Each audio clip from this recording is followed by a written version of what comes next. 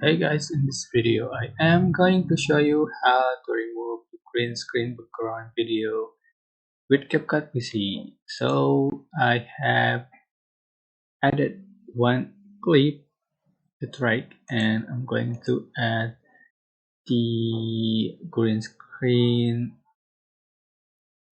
image as an overlay. So put on top another clip.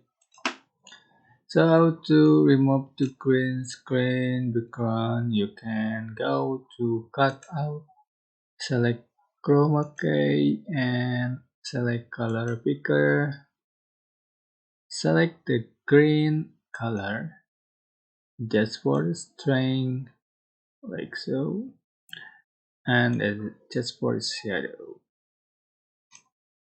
Alright, it's super simple. That's how you can remove the green screen background video or background photo.